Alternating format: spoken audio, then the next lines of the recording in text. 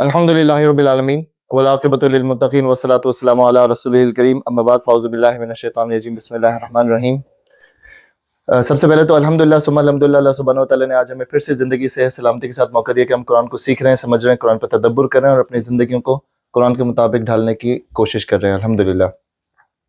सूरतुल हुजरात के माशाल्लाह कई सेशन हो चुके हैं। मैं कहने वाला था कि इतने सेशन, आप लोगों से पूछता हूँ सूरतुल हुजरात के कितने सेशन हो चुके हैं? खुरम भाई के अलावा कोई और जवाब देगा?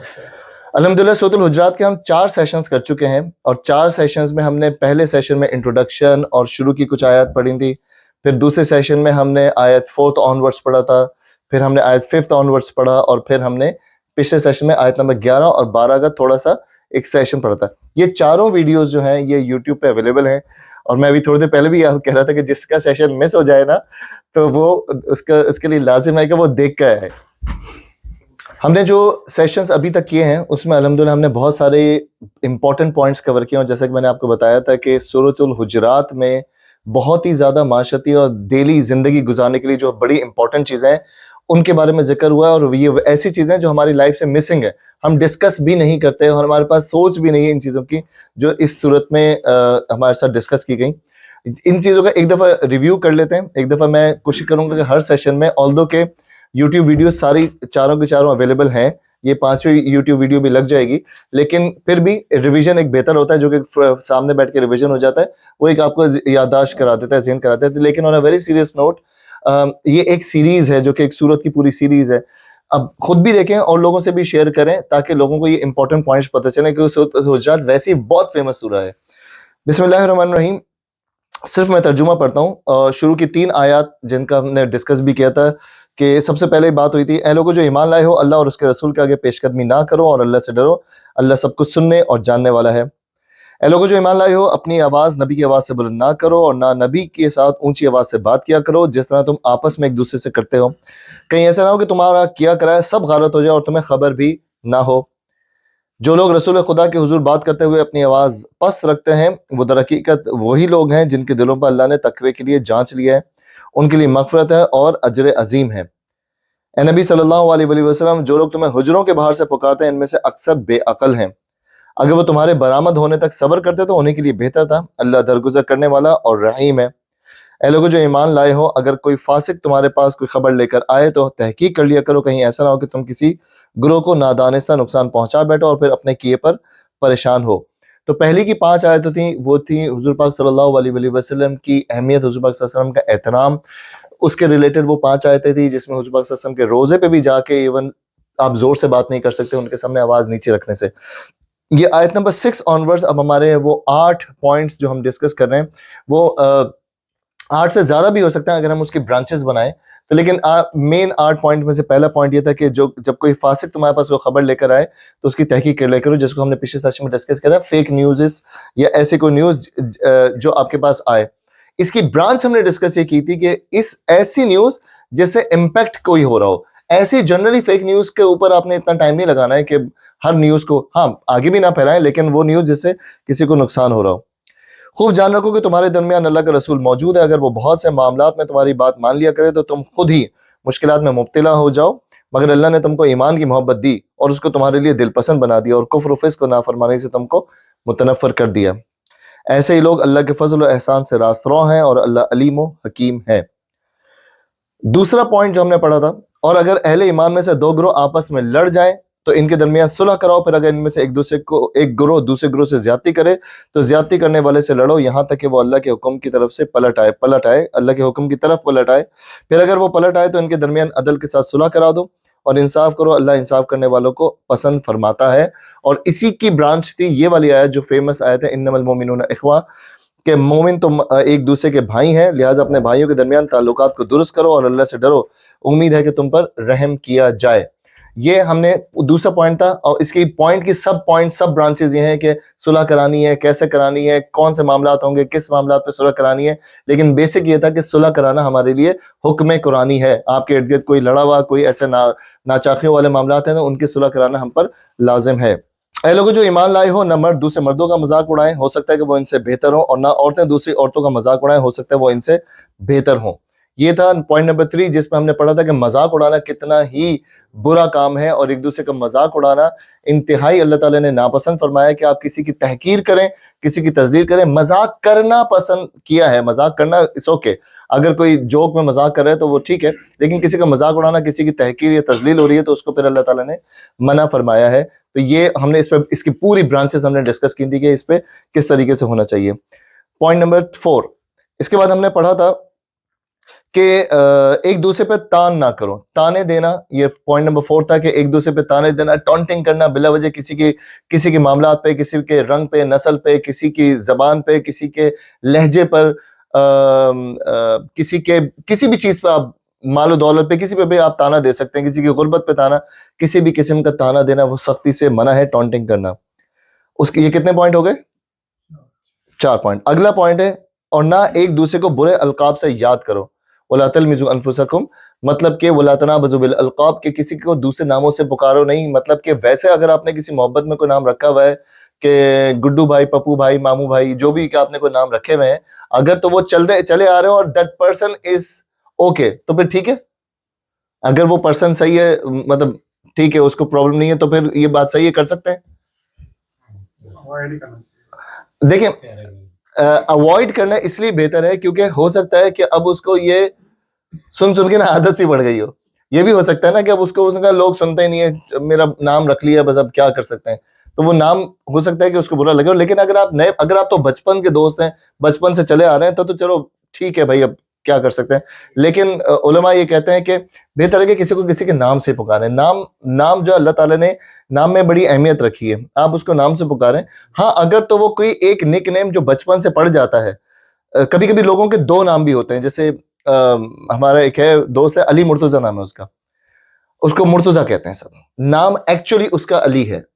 تو اگر وہ کوئی اس نام سے چل رہا ہے تو ٹھیک ہے, مطلب اگر اس کو بھی کوئی ایشو نہیں ہے, کوئی ایسا مسئلہ نہیں ہے, تو ٹھیک ہے, اگر چل رہا ہے تو وہ چلتا رہے.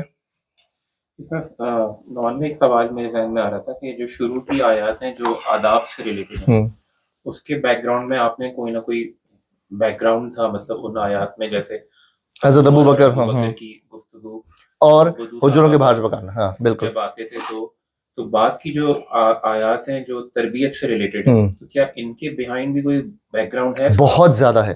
عرب کا معاملات یہ تھے کہ عرب میں آپ کو پتا ہے شعر و شاعری بہت عام تھی. آپ کو ویسے پتہ ہی ہوگا عرب میں شعر و شاعری, اور عرب میں کیونکہ اب یہ جو ٹائم آ گیا ہے نا, جس ٹائم کی صورت ہے, اس ٹائم پہ یہ ہو رہا ہے کہ جو صحابی ہیں وہ اسلام قبول کر رہے ہیں, جو کہ بہت ہی کم لیول پہ, بہت ہی کم ہے, اور باقی جو لوگ ہیں نا ان کا مذاق اڑا رہے ہیں. یہ ساری کیریکٹرسٹکس اس وقت موجود تھی, بالکل موجود تھی, بالکل اس وقت موجود تھی. اور اسی اللہ تعالیٰ نے ایک سسٹم سیٹ کر رہے ہیں نا پورا, کہ وہ ایک سسٹم کسی کا مذاق نہیں اڑا. اب اگر آپ اپنے آپ کو 1 منٹ کے لیے مکے کے دور میں لے جائیں کہ وہ جو ہاں بھائی اسلام قبول کر لیا, آج کل تم بڑے محمد کے پیچھے لگے ہوئے ہو, ٹھیک ہے, اور ایسی ہوئی ہیں باتیں. عبداللہ بن مسعود کو اور ابن عباس کو اس طرح کی باتیں ہوتی تھی کہ آج کل بھائی تم لوگ وہ حجروں میں بیٹھ کے باتیں کر رہے ہو, آج کل یہ چل رہا ہے, آج کل وہ چل رہا ہے, تم 2 ٹکے کے لوگ, تم کیوں تو غلام نہیں چل, تم تو غلام ہو. مطلب یہ بلال ہماری چکی پیستا تھا, آج بلال جا کے امامہ پہن لیتے تھے نا, امامہ پہن کے آج وہاں بیٹھے ہوئے. یہ ٹونٹنگ ساری چیزیں لگا لے, ساری کریکٹرسٹک وہاں پہ موجود تھیں جس پہ اللہ تعالیٰ نے کہا کہ یہ چیزیں نہیں کرو. پھر ہوتا یہ تھا کہ صحابہ کرام بھی نا رپلائی میں ایسی باتیں کر جاتے تھے. وہ کیا بات کریں گے, انہوں نے کبھی اپنی شکل دیکھی ہے, کبھی ایسا کیا, آپ کو پتا ہے رپلائی میں. تو یہ احکامات اتر رہے ہیں. جی یہاں لکھا تھا ایمان لانے کے بعد. ہاں ایمان لانے کے بعد تھا, کیونکہ ان کے بعد بھی ہوتا تھا نا. اچھا اب غور کریں کہ بہت ساری چیزیں تو تھیں, احکامات جو ہے نا وہ مدینے کے اندر آئے, مدینے کے.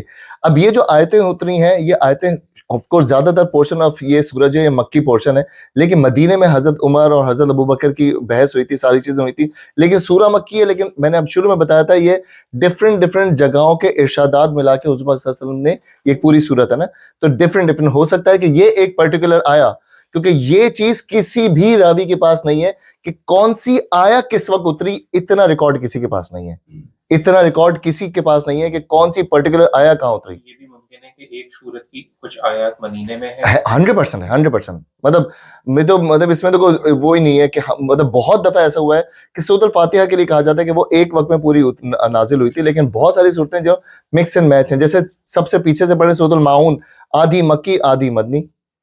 سورۃ المائون چھوٹی سی سورۃ ارائیت الذی یکذب بالدین والی، آدھی مکی آدھی مدنی. تو یہ اس طرح کے ہوتا ہے. تو ایمان لانے کے بعد نام میں فسق میں نام پیدا کرنا، مطلب کہ مسلمان ہونے کے بعد اب یہ چیزیں آپ کو چھوڑنی پڑیں گی. جو آپ کا ایک رواج چل رہا تھا اس کو چھوڑنا پڑے گا. تو برے القاب سے یاد نہ کرو. یہ پوائنٹ نمبر کون سا تھا؟ 5واں پوائنٹ تھا. اور اس کی ہے کہ ایمان لانے کے بعد فسق میں نام پیدا کرنا بہت بری بات ہے. جو لوگ اس روش سے باز نہ ہے وہی ظالم ہے. اس کے بعد آ جائیں، اے لوگوں جو ایمان لائے ہو، بہت گمان کرنے سے پرہیز کرو، بعض گمان گناہ ہوتے ہیں. یہ ہم نے پچھلا پوائنٹ پڑھا تھا، 6 نمبر پوائنٹ. 6 پوائنٹ ہم نے پڑھ لیے تھے کہ یہ 6 نمبر کا پوائنٹ ہے. تو گمان کی انگریزی میں نے پچھلی دفعہ بتائی تھی، کیا تھی؟ ازمپشن. ازیوم کر لینا بلا وجہ کہ کسی کا ازمپشن، کسی کے بارے میں سوچ لینا، یہ غلط ہے. لیکن بہت جگہوں پہ بہتر بھی ہے. اچھا گمان کرنا بہتر ہے، کیونکہ گمان تو اللہ کے لیے بھی ہے نا. آپ اچھا گمان کر سکتے ہیں. تو یہاں تک ہم نے پڑھا تھا. آج ہم چلیں گے اس کے بعد کے 2 پوائنٹ پڑھیں گے اور پھر اس کے سب پوائنٹس پھر ہم آگے پڑھتے رہیں گے. اگلا پوائنٹ ہے تجسس نہ کرو اور تم میں سے کوئی غیبت نہ کرے. تجسس، اب یہ ایک الگ سے ایک نیا پورا چیپٹر ہے. تجسس کرنا، تجسس کی انگریزی کیا ہوتی ہے؟ کیوریوسٹی. کیوریوسٹی مطلب کیوریس ہو جانا کسی کے بارے میں، یا کسی چیز، کسی معاملہ کے بارے میں اتنا زیادہ ڈیپ سوچنا کہ اس نے میرے بارے میں کیا سوچا ہوگا یا کیا ہوا ہوگا. اس کی تھوڑی ڈیٹیلنگ ہم پڑھ لیتے ہیں. یعنی لوگوں کے راز نہ ٹٹولو، ایک دوسرے کے عیب نہ تلاش کرو، دوسرے کے حالات اور معاملات کی ٹو نہ لگاتے پھرو. یہ حرکت خواہ بدگمانی کی بنا پر کی جائے یا بدنیتی سے کسی کو نقصان پہنچانے کی خاطر کی جائے یا محض اپنا استعجاب کیوریوسٹی دور کرنے کے لیے کی جائے، ہر حال میں شرعاً ممنوع ہے. اب تجسس کرنے کی کوئی کیٹیگریز، ویسے میں 1 سیکنڈ کے بعد آگے پڑھنے والا ہوں، آپ کو ذہن میں سوچتے ہوئے لگتا ہے کہ کچھ کیٹیگریز اس کے الاؤڈ ہوں گی، جیسے کہ گمان کی کچھ کیٹیگریز الاؤ ہوئی نا، اس تجسس کی کچھ کیٹیگریز الاؤ ہو سکتی ہیں. نالج کے لیے کیوریوسٹی، کہ جیسے کہ اب کسی بھی کیوریوسٹی فار دا نالج کیسے؟ آپ بتائیے میں سن رہا ہوں. کسی بھی ٹاپک پہ آپ کو کوئی انویسٹیگیٹو جرنل. یار یہ میں ایک ناول پڑھ رہا ہوں، اچھا ناول چل رہا ہے، آگے کیا ہوگا، اینڈنگ کیا ہوگا. یہ ڈرامہ دیکھ رہا ہوں، اس کی اینڈنگ کیا ہوگی. یہ فلاں نے کسی نے بات بتائی، اچھا حضور پاک صلی اللہ علیہ وسلم کے زمانے میں یہ ہوا تھا، یار بعد میں کیا ہوا، ہو سکتا ہے نا. اچھا موسیٰ کی کہانی یہ چل رہی تھی، اچھا واہ، پھر کیا ہوا. اب یہ میں کیا کر رہا ہوں، کیوریوسٹی ہے کہ نہیں ہے؟ یہ ہے الاؤڈ ہے جی. علم کی تو یہ کیوریوسٹی میں پھر یا تو آپ کیوریوسٹی میں ڈالیں ہی مت، اس کو آپ ڈال رہے ہیں کیوریوسٹی میں اس کو. آپ کے ابھی آپ نے کہا بیسس ہے نالج کی، علم حاصل کرنے کا بیسک جو ہاں، تو وہ یہی بات ہو رہی ہے. وہ آپ کہہ رہے ہیں بات نہیں ہو رہی. انوویشن کیسے ہوگی، یہ والا ورڈ جو یہاں شاید یوز اس کے لیے انٹریگنگ ہوتا ہے، جیسے ٹو لگانے والی بات، وہ ممنوع ہے. Curiosity is very general term, اگر کیونکہ اس کی تو واس ہو جائے گی نا، پھر تو اس کی برانچیں بہت زیادہ ہو جائیں گی. تھوڑا سا آگے پڑھ لیتے ہیں، دیکھتے ہیں اس میں کیا لکھا ہوا ہے. ایک مومن کا یہ کام نہیں ہے کہ دوسروں کے جن حالات پر پردہ پڑا ہوا ہے ان کی کھوج کرید کرے اور پردے کے پیچھے جھانک کر معلوم کرنے کی کوشش کرے کہ کس میں کیا ہے اور کس کی کون سی کمزوریاں چھپی ہوئی ہیں. لوگوں کے نجی خطوط پڑھنا، 2 آدمیوں کی باتیں کان لگا کر سننا، ہمسایوں کے گھر میں جھانکنا اور مختلف طریقوں سے دوسرے کی خاندگی زندگی یا ان کے ذاتی معاملات کی ٹٹول کرنا ایک بڑی بد اخلاقی ہے جس سے طرح طرح کے فساد رونما ہوتے ہیں. اس کے پہلے ان چیزوں کو تھوڑا سا پڑھ لیتے ہیں. آج کل کے دور میں یہ چیزیں جو ہوتی ہیں نا، یہ ایک سمجھیں کہ آج کل کا بہت نارمل روٹین ہے. وہ کیا ہے، اس کو میں نے آج کل کے ٹائم میں سمجھایا تھا کہیں بیٹھ کے. مثال کے طور پہ موبائل کسی کا کھلا ہوا ہے اور آپ نے برابر موبائل میں دیکھا کو ہوتا ہے نا، اکثر یہ جن کے پاس وہ کون سے اسکرین پروٹیکٹر ہوتا ہے جو ڈبل سائڈ جس سے پرائیویسی والا، جن کے لگتا ہے کسی کے موبائل میں دیکھ لینا، کسی کے موبائل میں. ہاں بھائی بیٹھا ہوتا ہے نا، آپ ٹرین میں بیٹھے ہوتے ہیں، بس میں بیٹھے ہوتے ہیں، براؤ والا یوز کر رہے ہیں، آپ بھی فل چل رہے ہوتے ہیں، بالکل نا، ساتھ ساتھ آپ چل رہے ہوتے ہیں. تو یہ کسی خط میں آ جاتا ہے، کسی کی پرائیویسی میں آپ دیکھ رہے ہیں، کسی کی بات جو اس نے نہیں بتائی اور وہ چھپا رہا ہے کوئی بات، اس بات کو ٹٹولنا، کسی کی کھوج لگانا. پھر 2 آدمی بات کر رہے ہیں، اگر مثال کے طور پہ 2 لوگ وسپر کر رہے ہیں تو کیا چل رہا ہے، بات کیا کر رہے ہوں گے، میرے بارے میں بات کر رہے ہوں گے، وہ کسی طریقے سے بات سن لینا. تیسرا، پرانے زمانے میں ہوتا تھا، اب ہوتا ہے کہ نہیں ہوتا ہوگا پتہ نہیں، آئی ڈونٹ نو، کہ وہ دروازے کے باہر سے سننا نہیں. اکثر وہ عورتیں سنتی تھی کان لگا کے اندر، کیا ساس کیا بات کر رہی ہیں میرے پتی سے اور کیا چل رہا ہے کیا نہیں ہو رہا، ایسی کوئی باتیں. یہ ساری کیٹیگری آپ لے لیں، ان ساری کیٹیگریز میں کیا آپ کہہ رہے ہیں ہونا چاہیے؟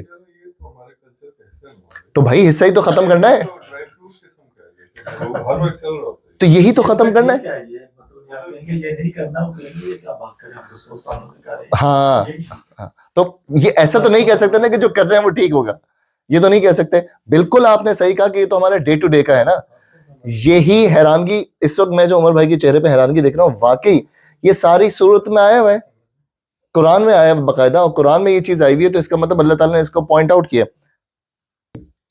اس کے بعد ایک حدیث پڑھ لیتے ہیں. اسی لیے نبی صلی اللہ علیہ وآلہ وسلم نے ایک مرتبہ خطبے میں تجسس کرنے والوں کے متعلق فرمایا کہ اے لوگوں جو زبان سے ایمان لائے ہو مگر ابھی تمہارے دلوں میں ایمان نہیں اترا ہے، مسلمانوں کے پوشیدہ حالات کی کھوج نہ لگایا کرو، کیونکہ جو شخص مسلمانوں کے عیوب ڈھونڈنے کے پے در پہ ہوگا اللہ اس کے عیوب کے در پہ ہوگا، اور اللہ جس کے در پہ ہو جائے اس کے گھر میں اسے اس کے گھر میں رسوا کر کے چھوڑتا ہے.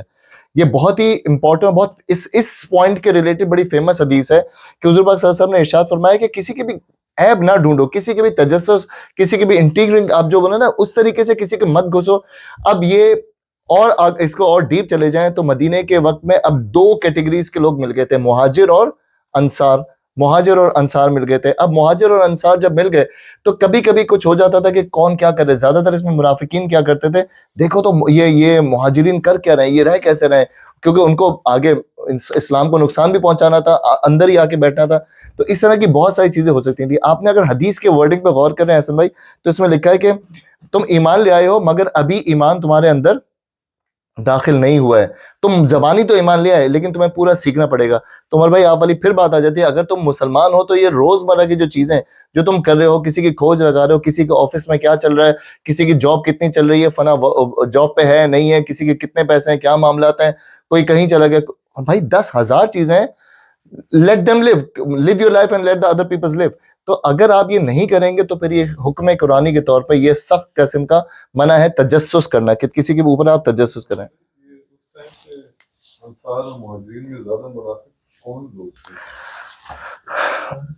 دیکھیں اس کا جواب میں یہی کہہ رہا ہوں، اس کا جواب اتنا سمپل سا ہے کہ مطلب آپ خود سوچیں، اگر اس ورڈ کو ہی آپ دوبارہ سے بول رہے ہیں تو وہاں سے تو 125 لوگ آئے تھے. حضور پاک صلی اللہ علیہ وآلہ وسلم کے ساتھ مکے سے مارے کھا کے، گھر چھوڑ کے، گھر اجڑوا کے، گھر لٹوا کر تو صرف 125 ہی آئے تھے، وہ تھے مہاجر. تو اتنا سمپل سا آنسر ہے کہ حضور پاک صلی اللہ علیہ وسلم کو 2 لوگوں سے 2 طرف معاملات سے فیس کرنے پڑے نا. مکے میں کن کو فیس کرنا پڑا؟ مشرکین کو، اسٹریٹ دشمن، سامنے دشمن. مشکل تھا لیکن سکون تھا. سکون کیسے؟ جو دشمن ہے وہ سامنے ہی ہے، مطلب یہ دشمن ہے کھل کے سامنے ہے.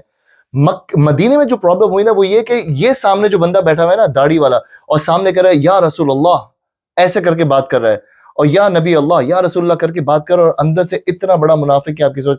یہ زیادہ ٹربل تھی.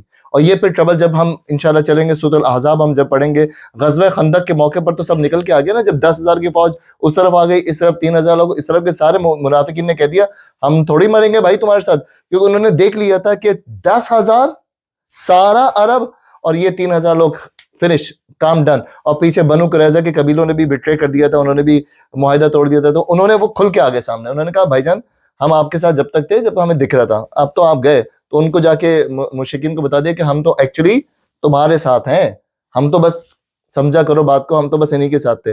تو منافقین کھل کے باہر آ گئے تھے. تو حضور پاک صلی اللہ علیہ وسلم کو غزوہ خندق کے بعد کریم ملی، جو ایکوریٹ بالکل اصلی جو لوگ تھے نا وہ پہ حضور پاک صلی اللہ علیہ وسلم کو ملے، اور سارے منافقین جو ہے زیادہ تر منافقین وہ نکل کے سامنے آئے. تو اس میں اگلی حدیث پڑھتے ہیں. جی بالکل کریں، بالکل کریں.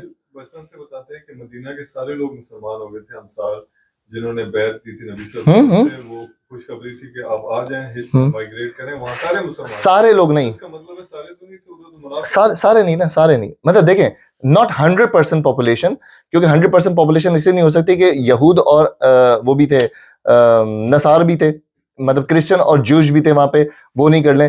مدینے کے جو لوگ تھے جن کے ساتھ تربیت کی تھی اور جن کو پتا چل گیا تھا کہ اب مدینے کے لوگ آ کے وہاں پہ بس گئے ہیں اور اب رسول اللہ ان کے سب سے بڑے لیڈر آ رہے ہیں، تو بہت بڑی کوانٹٹی آف دا لوگ جو تھے نا انہوں نے کہہ دیا یار ایک کام کرتے ہیں، رک جاؤ، ابھی جو کچھ ہو رہا ہے نا اس کو ہونے دو. انہوں نے آپس میں میٹنگ کی، ابھی یہ رسول اللہ، یہ جو محمد آ رہے ہیں نا مکے سے، اور یہ لوگ آ کے ابھی بیٹھ گئے ہمارے یہاں، لیٹس سی، مطلب انہوں نے پلان کیا کہ رک جاؤ ابھی دیکھتے ہیں، ایک دم سے اپنے آپ کو اوپن نہ کر دو کہ ہم سائڈ نہ بتاؤ اپنی، ایک ساتھ دیکھتے ہیں. اگر یہ لوگ بہت حاوی ہیں، اگر یہ اوپر سے آئیں گے تو ان کے ساتھ رہو، اور دیکھو کہ کیا آگے کیا چل رہا ہے, اونٹ کہاں بیٹھ رہا ہے. اگر ان کو لوگ ہرا دیتے ہیں تو ہم پیچھے چلے جائیں گے واپس, اور اگر یہ لوگ ون کر جاتے ہیں, آگے بڑھ جاتے ہیں, تو ہم بولیں گے ہم آپ کے ساتھ ہیں. تو اس وقت کے کافی سارے لوگوں نے, جس میں سب سے بڑا کون, ایک بہت فیمس نام عبداللہ بن ابی, وہ لیڈر تھا ان کا. اس نے کہا رک جاؤ, ابھی کوئی اپنی سائڈ مت دکھاؤ, ابھی جو چل رہا ہے نا معاملات, ان کو اچھے طریقے سے ڈیل کرو, اچھے طریقے سے ریسیو کرو, اپنے گھروں میں رکھو, جو کھانا بنا, اور دیکھو ہو کیا رہا ہے, دیکھو چل کیا رہا ہے معاملات. اگر یہ لوگ ون کر رہے ہوں گے تو ان کے ساتھ رہو, نہیں کر رہے ہوں گے تو ہم پیچھے واپس چلے آئیں گے. تو بہت بڑی کوانٹٹی تھی, لیکن ناٹ 100% نہیں کہہ سکتے. ایمان تو سب لائے تھے, لیکن بہت بڑی کوانٹٹی جو تھی وہ اس میں آ گئی تھی. پھر حضرت معاویہ رضی اللہ عنہ کہتے ہیں کہ میں نے خود رسول اللہ صلی اللہ علیہ وسلم کو یہ فرماتے ہوئے سنا ہے, تم اگر لوگوں کے مخفی حالات معلوم کر کے در پہ ہوگے تو ان کو بگاڑ دو گے, یا کم سے کم بگاڑ کے قریب پہنچا دو گے کبھی. اچھا, اس سے اوپر والی حدیث میں ایک اور بات گزری تھی کہ پھر اللہ تمہارے معاملات کے در پہ ہوگا, تم دوسروں کے گھس رہے ہو, ایسا نہ ہو کہ تمہارے معاملات کھل کے سامنے آ جائیں سب کے سامنے. اور اس حدیث میں آتا ہے کہ کہیں ایسا نہ ہو کہ تم کسی کے معاملات میں گھس کے اور ان کے معاملات تم خراب ہی کر دو. تو اس سورۃ الحجرات کی بہت امپورٹنٹ آیات ہے تجسس کے معاملے میں. اس کے بعد جب کسی شخص کے متعلق تمہیں کوئی برا گمان ہو جائے تو اس کی تحقیق نہ کرو. اور ایک دوسری حدیث میں آیا ہے کہ آپ صلی اللہ علیہ وسلم نے ارشاد فرمایا, جس نے کسی کا کوئی مخفی عیب دیکھ لیا, اب یہ آ گیا کہ آپ نے دیکھ لیا, آپ کی کیوریوسٹی یا آپ کی انٹیگریشن ختم ہو گئی اور آپ نے دیکھ لیا اور اس پر پردہ ڈال دیا, تو یہ ایسا ہے جیسے کسی نے ایک زندہ گاڑی ہوئی بچی کو موت سے بچا لیا. سنیں کتنی بڑی بات لکھی ہوئی. اب آپ کو کسی کا واقعی راز, آپ کی جو کیوریوسٹی تھی یا انٹیگریشن آپ کی تھی, آپ نے پتہ کر لیا اور آپ پہنچ گئے. اچھا تو یہ چل رہا تھا, پتہ چل گیا, سکون آ گیا, پیٹ بھی ہلکا ہو گیا. اب اس کو کیپ کرنا, ہاں. اب آگے جو ہمارے نا, ہمیں ایک شوق ہے, ہمیں نیوز بریکر بننے کا بڑا شوق ہے, بریکنگ نیوز. اب یہ پتہ ہے ہمارا بلڈ بھی بڑھ جاتا ہے اگر آپ نے میڈیکل سائنس پڑھی ہو. مطلب آپ نے کسی کو فون کیا, یار تمہیں پتہ چلا وسیم کے بارے میں, اگر سامنے والے نے بول دیا نہیں آپ کا بلڈ سرکولیشن ایسے نہیں پتا تمہیں, اب جو آپ نیوز بریکر بنیں گے نا, بریکنگ نیوز, تو وہ خوشی دے. اس معاملے میں آپ نے کسی کو بتایا, اگر آپ نے کسی کو جا کے بتایا کہ اچھا بھائی جان ایسا چل رہا ہے, وہ ایسا ہی ہے کہ اگر کسی نے ایسا کیا کہ چھپا لیا, تو ایسے ہی جسی نے گاڑی ہوئی بچی. یہ مثال کیا ہے کہ اس زمانے میں بچیوں کو زندہ گاڑ دیا جاتا تھا, تم نے کسی بچی کو بچا لیا, مطلب کہ کسی کی زندگی بچا لی.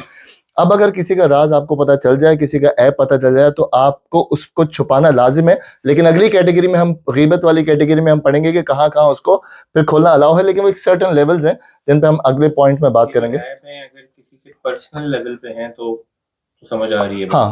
لیکن اگر وہ ایپ, اگر فار ایگزامپل کوئی دھوکہ دیتا ہے لوگوں کو, اب وہ آپ کو پتہ چل گیا ہے, تو اب کیا یہ بات اپنے دوست احباب میں بتانا, یہ ہم نے پچھلے والے پوائنٹ میں پڑھی تھی نا, کہ ہم نے جب ہم نے گمان والی بات کی تھی کہ گمان کسی کے کرنا ہے یا کوئی ایسا ہے ویسا ہے, اگر آپ کو پتہ چل گیا ہے کسی کا, تو آپ اسیوم کر رہے ہیں نا, آپ نے کہا نا کہ پتہ چل گیا, فاؤنڈ آؤٹ کی ایکسپیرینس کر لیا آپ نے.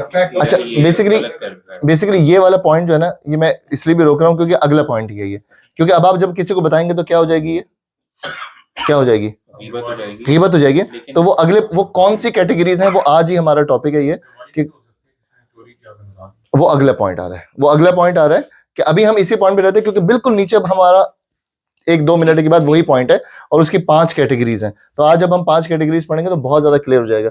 تو ابھی اگر ہم اس پہ رہیں کہ کسی کا راز آپ کو پتہ چل جائے تو آپ اس کو چھپائیں, مطلب اس کو نہ بتائیں کسی کے, اگر کوئی ایسی چیز پتہ چل گئی.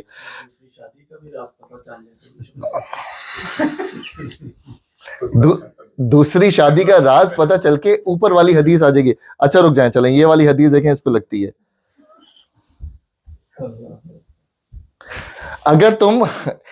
اگر ابو بکر تم لوگوں کی دوسری شادی کے معاملات معلوم کرنے کے در پہ ہوگے تو ان کو بگاڑ دو گے. اگر آپ نے بتا دیا بھابھی آپ کو پتا ہے کہ کیا چل رہا ہے, تو اب آپ کیا کریں گے, آپ نے ہوگا کہ وہ کہیں گے کہ ارے اچھا چلو بھائی, آپ کسی کی طلاق ہو جائے گی بلا وجہ, کچھ مسئلہ ہو جائے گا, تو اس لیے چھپا ہی لینا بہتر ہے. چاہیے وہ نہیں بتائیے گا پھر, ٹھیک ہے, اب نہیں بتائیے گا, بعد میں مجھے بتا دیے گا. اچھا جی, تجسس کی ممانعت کا یہ حکم صرف افراد ہی کے لیے نہیں بلکہ اسلامی حکومت کے لیے بھی ہے. شریعت نے نہیں عن المنکر کا جو فرائضہ حکومت کے سپرد کیا ہے, اس کا تقاضا نہیں ہے کہ وہ جاسوسی کا ایک نظام قائم کر کے لوگوں کی چھپی ہوئی برائیاں ڈھونڈ کر نکالے, اور ایجنسیاں ان کو سزا دے. ایجنسی نہیں لکھا ہے یہاں پہ نا, اور ان پر سزا دے، بلکہ اسے صرف ان برائیوں کے خلاف طاقت استعمال کرنی چاہیے جو ظاہر ہو جائے. مطلب کسی کی ریکارڈنگ کر لینی، کسی کے بیڈ روم میں کیمرے لگا دینا، کچھ کر لینا، یہ چل رہا ہے نا معاملات. آپ جو ابھی بتا رہے تھے انجم صاحب جی انجم صاحب کسی کا نام لے رہے تھے نا، یو کے انجم صاحب کسی کا بتا رہے تھے نا. رہی مخفی خرابیاں تو ان کی اصلاح کا راستہ جاسوسی نہیں ہے بلکہ تعلیم، واعظ و تلقین، عوام کی اجتماعی تربیت اور ایک پاکیزہ معاشرتی ماحول پیدا کرنے کی کوشش ہے. اس سلسلے میں حضرت عمر کا واقعہ بہت سبق آموز ہے. یہ میں بتانے سے پہلے بتا دوں کہ اب جو آپ واقعہ پڑھیں گے نا اس پورے کو کنکلوڈ کر دے گا. اس حضرت عمر کا بہت ہی فیمس، آپ کی شاید بچپن کی دینیات کی کتابوں سے لے کر ہر کتاب میں مطلب ویری ویری فیمس حدیث سب کے کتابوں میں لکھی ہوتی ہے. اس میں پورا سمری ہو جائے گی حضرت عمر سے ایک غلطی ہوئی وہ کیا ہوئی. یہ واقعہ بڑا غور سے سنیے گا، اس میں سارے جواب آ جائیں گے. حضرت عمر کا یہ واقعہ بہت سبق آموز ہے کہ ایک مرتبہ رات کے وقت اچھا حضرت عمر اس وقت کیا ہیں؟ خلیفہ ہیں. ٹھیک ہے. رات کے وقت آپ نے ایک شخص کی آواز سنی جو اپنے گھر میں گا رہا تھا. آپ کو شک گزرا اور دیوار پر چڑھ گئے. دیکھا کہ وہاں شراب بھی موجود ہے اور ایک عورت بھی. آپ نے پکار کر کہا اے دشمن خدا، کیا تو نے یہ سمجھ رکھا ہے کہ تو اللہ کی نافرمانی کرے گا اور اللہ تیرا پردہ فاش نہ کرے گا؟ اس نے جواب دیا امیر المومنین ہولڈ آن نہیں کرتے ہم جیسے. امیر المومنین ایک سیکنڈ جلدی نہ کیجئے. اگر میں نے ایک گناہ کیا ہے تو آپ نے 3 گناہ کیے ہیں. اللہ نے تجسس سے منع کیا تھا اور آپ نے تجسس کیا. جب وہ باہر کھڑے ہوئے تھے ان کو آواز آئی، ان کا دیکھوں تو ذرا چل کیا رہے. اللہ نے حکم دیا تھا کہ گھروں میں ان کے دروازوں سے آؤ اور آپ دیوار پر چڑھ کر آئے. یہ اللہ تعالیٰ نے یہ سورۃ النور میں آتا ہے. اللہ نے حکم دیا تھا کہ اپنے گھروں کے سوا دوسروں کے گھروں میں اجازت لیے بغیر نہ جاؤ اور آپ میری اجازت کے بغیر میرے گھر میں تشریف لائے. یہ بھی سورۃ النور میں آتا ہے کہ آپ نے کسی کے بھی بغیر اجازت کسی کے گھر میں نہ جاؤ. میں نے ایک گناہ کیا اور آپ نے 3 گناہ کیے. یہ سن کر حضرت عمر اپنی غلطی مان گئے اور اس کے خلاف انہوں نے کوئی کارروائی نہ کی، البتہ اس سے وعدہ لیا کہ وہ بھلائی کی راہ اختیار کرے گا. حضرت عمر نے اس بات کو ایکسیپٹ کیا کہ میں نے کیا کیا غلطی کی. میں نے تجسس کیا، میں نے دیوار پہ چڑھ کے دیکھا، ٹھیک ہے، اور کیا کیا تیسرا؟ بغیر اجازت اندر آئے، کیونکہ پھر وہ اندر چلے گئے تھے نا. تو یہ دیکھیں ان چیزوں سے پتہ چلتا ہے کہ اس زمانے میں بھی امیر المومنین نے بھی اس سے معافی مانگی کہ ہاں میں نے غلط کیا ہے، لیکن پھر اس کو تنبیہ دے کر اس کو چھوڑ دیا. یہ سن کر پھر حضرت عمر نے اس کو پھر چھوڑ دیا. اس سے معلوم ہوا کہ افراد ہی کے لیے نہیں، خود اسلامی حکومت کے لیے بھی یہ جائز نہیں ہے کہ وہ لوگوں کے راز ٹٹول کر پھر بعد میں ان کو بلیک میل کرے. ٹھیک ہے. ہاں ہاں Even police بھی they are not allowed to jump into the house جس طرح normally پاکستان میں ہوتا ہے. کہاں ہوتا ہے؟ پاکستان اچھا مجھے نہیں پتا. نہیں دیکھیں رضوان دستگیر بھائی ریڈنگ والے، رضوان دستگیر بھائی ریڈنگ والے، رضوان دستگیر بھائی پاکستان میں اگر پولیس ایسا کر رہی ہے تو مجھے نہیں پتا اس بات کا. بات صحیح ہے. اور سیریس نوٹ، ہاں کوئی بھی نہیں کر سکتا یہ، کسی کے بغیر اجازت آپ جا ہی نہیں سکتے. حکمران جب لوگوں کے اندر کے شبہات کے اسباب تلاش کرنے لگے تو وہ ان کو بگاڑ کر رکھ دیتی ہیں. اچھا جی بس اس کو ختم کرتے ہیں. اس حکم سے مستثنی صرف 2 وہ مخصوص حالات ہیں جن میں بخشش فی الحقیقت کی ضرورت ہے. مثلا کسی شخص یا گروہ کے رویے میں بگاڑ کی کچھ علامات نمایاں نظر آ رہی ہوں جو ابھی بات کر رہے تھے، اور اس کے متعلق یہ اندیشہ پیدا ہو جائے کہ وہ کسی جرم کا ارتکاب کرنے والا ہے، تو حکومت اس کے حالات کی تحقیق کر سکتی ہے، جس کو انویسٹیگیشن کہتے ہیں نا. انویسٹیگیشن کر سکتی ہے. انویسٹیگیشن اس لیول پہ کہ ہمیں پتہ چلے کہ شاید وہ اس جرم میں ملوث ہے. یا مثلا کسی شخص کے ہاں کوئی شادی کا پیغام بھیجے یا اس کے ساتھ کوئی کاروباری معاملہ کرنا چاہے تو وہ اپنے اطمینان کے لیے اس کی انویسٹیگیشن کرا سکتا ہے ایک سرٹن لیول پہ. تھوڑی دیر پہلے رضوان بھائی ایک بات بول کے گئے تھے کہ نیت کا دیکھنا بڑا ضروری ہے. نیت کا دیکھنا بڑا ضروری ہے. اگر اب کیونکہ اگلا والا ٹاپک اسی سے کنیکٹڈ ہے کہ اگر کوئی سرٹن لیول ہے جہاں آپ کو ضرورت ہے کہ آپ معلومات کریں یا بندہ صحیح ہے نہیں ہے، معاملات بزنس کرنا ہے، انویسٹمنٹ کرنی ہے، کوئی اور چیزیں کرنی ہے تو ٹھیک ہے.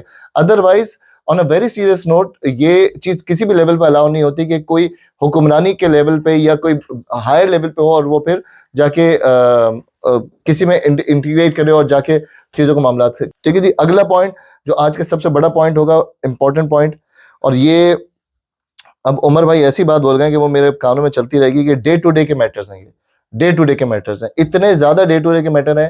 اور اب جو اگلا ہم پوائنٹ پڑھ رہے ہیں، اور تم میں سے کوئی کسی کی غیبت نہ کریں. پرانے زمانے فضل بھائی ایسا ہوتا تھا، لوگوں کو لگتا تھا یہ عورتوں کا کام ہے، لیکن اب تو مرد بھی پورے اس میں شامل ہیں کہ غیبت کرنے میں ہم بھی اسی لیول کے چیمپئن ہیں جس میں ہم پہلے کہا کرتے تھے کہ یہ تو غیبت تو عورتوں کا کام ہے. آپ فون اٹھائیں یا آپ کسی سے بات کریں, ڈسکشن کا پوائنٹ تیسرا بندہ ہی ہوگا.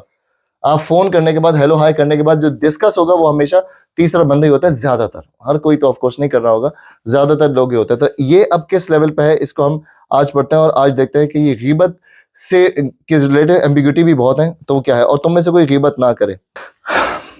غیبت کی تعریف یہ ہے کہ آدمی کسی شخص کے پیٹھ پیچھے اس کے متعلق ایسی بات کہے جو اگر اسے معلوم ہو تو اس کو ناگوار گزرے. یہ تعریف خود رسول اللہ صلی اللہ علیہ وسلم سے منقول ہے. حضرت ابو ہریرہ کی روایت ہے اور دوسرے محدثین نے بھی اس کو نقل کیا ہے کہ اس میں حضور صلی اللہ علیہ وسلم نے غیبت کی تعریف بیان فرمائی ہے. یہ حدیث کی میں ترجمہ پڑھ دیتا ہوں کہ غیبت یہ ہے کہ تو اپنے بھائی کا ذکر اس طرح کرے جو اسے ناگوار ہو. عرض کیا اگر میرے بھائی میں وہ بات پائی جاتی ہے جو میں کہہ رہا ہوں تو اس صورت میں آپ کا کیا خیال ہے؟ فرمایا اگر اس میں وہ بات پائی جاتی ہے تو اس نے غیبت کی, اور اگر اس میں موجود نہ ہو تو اس پر بہتان لگایا. اب یہ بڑی فیمس حدیث ہے. حضور پاک صلی اللہ علیہ وسلم کے پاس صحابی بیٹھے ہوئے تھے. حضور پاک صلی اللہ علیہ وسلم سے صحابہ نے عرض کیا یا رسول اللہ آپ نے کہا کہ کسی کی غیبت نہیں کرو. اب اگر جو میں غیبت کر رہا ہوں وہ ایکچولی اس میں ہے, میں جھوٹ نہیں بول رہا, تو اب یہ صحیح ہے؟ حضور پاک صلی اللہ علیہ وسلم نے کہا یہی تو غیبت ہے. صحابی نے کہا کہ یا رسول اللہ اور اگر جو میں بات کر رہا ہوں اس میں نہیں ہے, تو حضور پاک صلی اللہ علیہ وسلم نے کہا پھر تو یہ بہتان ہے جو کہ سب سے بڑا گناہ ہے. جو ٹاپ 5 گناہ ہے نا ان میں سے ایک بہتان بھی ہے. بہتان کی وجہ سے ہوتا یہ کریکٹر اسیسینیشن. بہتان کا ایک اور ڈویژن جو نکلتا ہے وہ ایک اور حقوق پہ نکلتا ہے جس کو ہم کیا کہتے ہیں, حقوق العباد پہ نکلتا ہے, کیونکہ آپ نے کسی تیسرے بندے کی بات کی, حقوق العباد پہ نکلتا ہے, اس لیے بہتان اس سے بھی بڑا گناہ ہے. اب یہاں پہ ایک بات آتی ہے, اکثر آپ لوگوں نے سنا ہوگا کوئی بندہ کسی کی بات کر رہا ہو نا فراز بھائی, تو آپ اس کو بولیں یار غیبت نہیں کرو, سامنے سے ایک فریز آتا ہے, کیا یہ بات تو میں اس کے منہ پہ بھی ارے نہیں بھائی غیبت نہیں کر رہا یار, یہ بات تو میں اس کے منہ پہ بھی کہہ سکتا ہوں. اب یہ بندہ صحیح ہو گیا؟ سر آپ سے ایک بندہ بات کر رہا ہے کسی کی, اگر کوئی کسی کی بات کرے, اگر کوئی کسی کی بات کرے اور وہ بات آپ اس کو منع کر رہے ہو, یار جاسم بھائی کسی کی بات نہ کرو, اور جاسم بھائی ارے نہیں بھائی, ارے نعمان بھائی جو میں بات کر رہا ہوں نا قسم سے سچ ہے, آؤ میں اس کے منہ پہ بول دوں. اب یہ غیبت ہوئی کہ نہیں ہوئی؟ سر وہ کہہ رہا ہے کہ میں اس کے منہ پہ بول سکتا ہوں. بولے میں منہ پہ ہی بولے نا سر اتنا بتا دیں یہ غیبت ہوئی؟ فضل بھائی غیبت ہوئی ہے؟ نہیں, وہ کہہ رہا ہے کہ آپ میرے سامنے لے آئے, میں اس کے منہ پہ بھی بول دوں گا, تو غیبت ہوئی؟ 100% غیبت ہوئی. یہی رسول اللہ نے کہا کہ یہی تو غیبت ہے کہ جب وہ موجود نہیں ہے اس کے بارے میں غیبت کرو. اب دوسرا سچویشن, وہ سامنے ہے اور آپ نے اس کی بات کر دی, یہ والی یہی بات اب آپ نے اس کے سامنے کر دی, تو یہ کون سا والا گناہ ہوا؟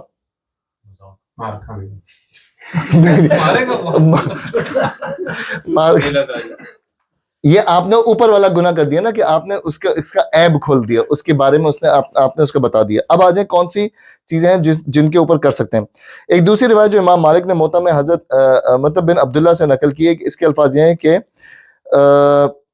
ایک شخص نے رسول اللہ صلی اللہ علیہ وسلم سے پوچھا غیبت کیا ہے؟ آپ نے فرمایا یہ کہ تو کسی شخص کا ذکر اس طرح کرے کہ وہ اسے سنے تو اسے ناگوار ہو. اس نے عرض کیا یا رسول اللہ اگرچہ میری بات حق ہو, تو آپ نے جواب دیا اگر تیری بات باطل ہو تو یہی چیز بھی بہتان ہے. پھر بہتان ہے. ان ارشادات سے معلوم ہو کہ کسی شخص کے خلاف اس کے پیچھے جھوٹا الزام لگانا بہتان ہے, اور اس کے واقعی عیوب بیان کرنا غیبت. یہ فعل خواہ صریح الفاظ میں کیا جائے یا اشارہ و کنایہ, بہر صورت حرام ہے. اسی طرح یہ فعل خواہ آدمی کی زندگی میں کیا جائے یا اس کے مرنے کے بعد, دونوں صورتوں میں اس کی حرمت یکساں ہے. یہ تو نیا پوائنٹ آ گیا, مرنے کے بعد وہ شخص تو ہے نہیں, اب تو غیبت کاؤنٹ ہوگی کیسے؟ اسکرین کو کاپی نہ کریں, کیسے پاسبل کیسے ہو سکتا ہے؟ لاجک ہے اس میں؟ اور بھائی لاجک وہ تو ہے ہی نہیں, دنیا میں ہی نہیں ہے. اس کے گناہ جو ہیں وہ اس کے کھاتے میں ڈال دیے جائیں گے. ارے کریکٹر مر گیا, لیکن وہ اپنے آپ کو ڈیفینڈ کرنے کے لیے تو سن لیں, یہ آپ کا پوائنٹ رکھ لیتے ہیں تاکہ باقی ڈسکس کر لیں. جواد بھائی کیا مر گیا وہ تو بندہ؟ تو یس, اگر کوئی مر بھی گیا تو اس کی, ابھی نعمان بھائی نے جو ورڈ کہا نا وہ بہت صحیح ورڈ تھا, کریکٹر اسسٹنٹ ہے. کوئی مر گیا آپ اس کو بولا یار ایسے 2 نمبر آدمی تھا, اچھا مر گیا اس کے تو یہ اب آپ نے اس کے پیچھے بھی اس سے ریلیٹڈ جو لوگ ہیں وہ بھی ان کی بھی بدنامی کا ذریعہ بن جائے گی نا. مطلب آپ کسی کو بتا رہے ہیں کہ تمہارا باپ ایسا تھا یا تمہارے گھر والے ایسا تھا یا ایسے تھا, اس کے بھی وہ پھر بے عزتی کی بات بنے گی. نبی صلی اللہ علیہ وسلم نے راہ چلتے ایک صاحب کو اپنے دوسرے ساتھی سے کہتے سن لیا, اس شخص کو دیکھو اللہ نے اس پر پردہ ڈھانک دیا تھا مگر اس کے نفس نے اس کا پیچھا نہ چھوڑا جب تک کہ یہ کتے کی موت نہ مار دیا گیا. کسی کے بارے میں کسی نے کہا کہ دیکھو مر گیا نا آج, اچھا خاصا اللہ تعالیٰ نے اس وقت بدر ڈال دیا, دیکھو کیسے کتے کی موت مرا ہے. کچھ دور آگے جا کر راستے میں ایک گدھے کی لاش سڑتی ہوئی نظر آئی. حضور پاک صلی اللہ علیہ وسلم رک گئے اور ان دونوں اصحاب کو بلا کر فرمایا اتریے اور اس گدھے کی لاش تناول فرمائیے, اترو اور اس گدھے کی لاش کھا لو. ان دونوں صحابیوں کو بلایا. ان دونوں نے عرض کیا یا رسول اللہ اسے کون کھائے گا؟ فرمایا ابھی آپ لوگوں نے اپنے بھائی کی جو عزت پر جو حرف زنی کر رہے تھے وہ اس گدھے کی لاش کھانے سے بھی بہت زیادہ بری تھی. حضور صلی اللہ علیہ وسلم نے رسول اللہ کہہ رہے ہیں صحابیوں کو کہہ رہے ہیں کہ آؤ نا بھائی یہ گدھے کی لاش تو کھاؤ نا ذرا. انہوں نے کہا یا رسول اللہ ہم کیسے کھا سکتے ہیں؟ بھائی جو تم نے ابھی کیا ہے وہ یہی اسی بارے میں ہے کہ تم نے ایسے کسی اپنے بھائی کی لاش کھائی ہے. یہ والی حدیث ہے بہت بڑی نا, کیا حدیث ہے؟ یہ بہت فیمس حدیث ہے, اوپر ہم نے پڑھی ہوئے تھے, ترجمے میں پڑھی تھی, مرے ہوئے بھائی کا گوشت کھایا. اس کی ڈیٹیلنگ آج ہم پڑھتے ہیں. اس حرمت سے مستثنا صرف وہ صورتیں ہیں جن میں کسی شخص کے پیٹھ پیچھے یا اس کے مرنے کے بعد اس کی برائی بیان کرنے کی کوئی ایسی ضرورت لاحق ہو جو شریعت کی نگاہ میں ایک صحیح ضرورت ہو, اور وہ ضرورت غیبت کے بغیر پوری نہ ہو سکتی ہو. اس کے لیے اگر غیبت نہ کی جائے تو غیبت کے بنسبت زیادہ بڑی برائی لازم آتی ہو. نبی صلی اللہ علیہ وسلم نے اس استثناء کو اصولاً یوں بیان فرمایا ہے بدترین زیادتی کسی مسلمان کی عزت پر ناحق حملہ کرنا ہے. ارشاد میں ناحق کی قید یہ بتائی ہے کہ حق کی بنا پر ایسا کرنا جائز ہے. پھر خود نبی صلی اللہ علیہ وسلم کے طرز عمل میں ہم کو چند نظیریں ایسی ملتی ہیں جن سے معلوم ہو جاتا ہے کہ حق سے مراد کیا ہے اور کس قسم کے حالات میں غیبت بقدرت ضرور جائز ہو جاتی ہے. ایک مرتبہ ایک بدو آ کر حضور صلی اللہ علیہ وسلم کے پیچھے نماز میں شامل ہوا اور نماز ختم ہوتے ہی یہ کہتا ہوا چل دیا کہ خدایا مجھ پر رحم کر اور محمد پر, اور ہم دونوں کے سوا کسی کو اس رحمت میں شریک نہ کر. حضور صلی اللہ علیہ وسلم نے صحابہ سے فرمایا کہ تم لوگ کیا کہتے ہو, یہ شخص زیادہ نازان ہے یا اس کا اونٹ؟ تم نے سنا نہیں کہ یہ کیا کہہ رہا تھا؟ یہ بات حضور صلی اللہ علیہ وسلم کو اس کے پیٹھ پیچھے کہنی پڑی کیونکہ وہ سلام پھیرتے ہی جا چکا تھا. یہ آپ کو واقعہ سمجھ آیا کیا لکھا ہے اوپر؟ کیا کوئی بتائے گا کیا لکھا ہے واقعہ؟ کون جاگ رہا ہے؟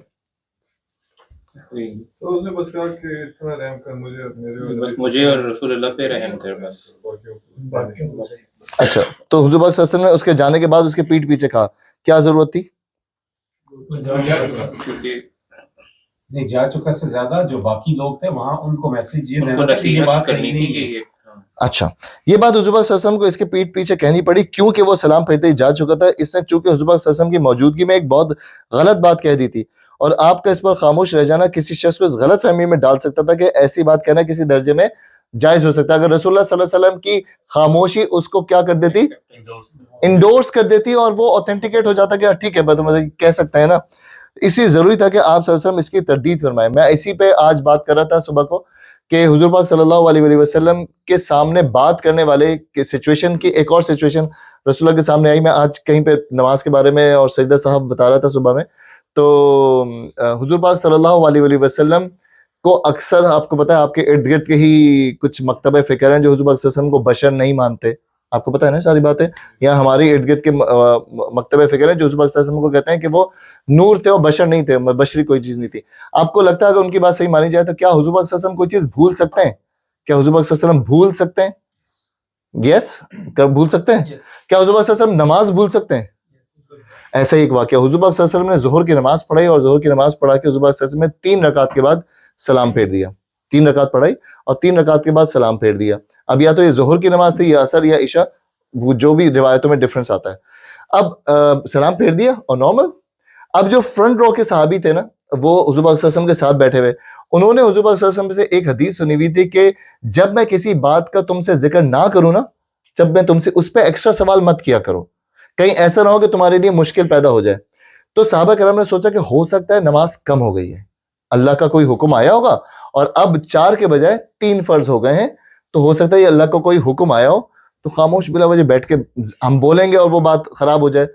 آدھے صحابی سوچنے لگے کہ یہ ہے یو گو نماز کم ہو گئی, 4 کے بجائے 3 ہو گئی, خوش ہو گئے. ایک صحابیوں کا جو وہ ٹولہ تھا, وہ جن کو پھر وہی میں اکثر کہتا ہوں بدو صحابی, جو اسٹریٹ فارورڈ نہیں ہوتے, اسٹریٹ بلنٹ بات کر دینے, ان میں سے ایک صحابی کھڑے ہوئے, یا رسول اللہ, حضور پاک صلی اللہ علیہ وسلم کا یا رسول اللہ, یا تو آپ نے نماز کم پڑھا دی ہے, آج 1 رکعت آپ نے کم پڑھا دی ہے, یا پھر ہمارے لیے نماز کم ہو گئی ہے, آپ بتائیے. حضور پاک صلی اللہ علیہ وسلم نے ارشاد فرمایا نہ تمہاری نماز کم ہوئی ہے نہ میں نے نماز کم پڑھائی ہے. حضور پاک صلی اللہ علیہ وسلم نے آنسر دیا, نہ تمہاری نماز کم ہوئی ہے نہ میں نے کم پڑھائی ہے. اب اس پہ فرنٹ رو صحابہ جو حضور پاک صلی اللہ علیہ وسلم 7 صحابہ تھے، انہوں نے کہا یا رسول اللہ ایکچولی ہی از رائٹ، آپ نے 1 رکعت کم پڑھا دی. حضور پاک صلی اللہ علیہ وسلم نے کہا نہیں، میں نے کم نہیں پڑھائی ہے، اور نماز بھی رکعت بھی کم نہیں ہوئی. تب 2-3 صحابہ نے اور کہا، تو رسول اللہ نے کہا کہ ہولڈ آن، میں معلومات کرتا ہوں. حضور صلی اللہ علیہ وسلم نے چند صحابوں سے اور پوچھا کہ واقعی میں نے 1 رکعت کم پڑھا دی. اب سب ڈرتے ڈرتے وہ سچویشن یہ کہ رسول اللہ کے سامنے اوپر کی آیتیں آ چکی ہیں کہ رسول اللہ کے سامنے بات بھی نہیں کر سکتے اگر کم ہو گیا تو. اب وہ بتانے کے جھجک رہے تو حضور صلی اللہ علیہ وسلم نے تھوڑا ایز کیا کہ بتاؤ مجھے کیا معاملات ہیں. جب بتایا تو پتہ چلا کہ ہاں 1 رکعت کم ہو گئی تھی. پھر اس سے سجدہ سہو کا چیز نکلتی ہے. حضور صلی اللہ علیہ وسلم نے پھر 1 رکعت پڑھی اور سجدہ سہو کر لیا. تو اس سے پتہ چلتا ہے کہ حضور پاک صلی اللہ علیہ وسلم 1 رکعت دوبارہ پڑھی. 1 رکعت، یہی میں نے صبح جو مسئلہ بتایا تھا کہ اگر کسی نے بالکل بھول کے سلام پھیر دیا بالکل ختم، نماز ختم، یلا ختم نماز ہوگی، اور اس کو یاد آیا کہ اوئی 1 رکعت کم پڑی، اب اس کو وہ 1 رکعت پڑھنی ہوگی، پوری نماز نہیں دہرانی. سنا ہے کہ اگر آپ اس کے بعد بول لیں، گفتگو کر لیں تو پھر آپ کو پوری نماز پڑھنی ہے. یہ حدیث اتنی بڑی جو میں سنا، یہ چاہیے تو لے لیے گا، میرے موبائل میں ہی پڑھی ہے. اگر نماز پڑھتے ہوئے ہاں نماز پڑھتے ہوئے اگر آپ نماز کے ہیں سلام نہیں پڑھ تو پھر پیچھے والی لیں، پھر پیچھے والی لینی ہے جس کا یقین ہو نا، جو یقین ہو وہ پھر پیچھے والی لینی ہے نماز.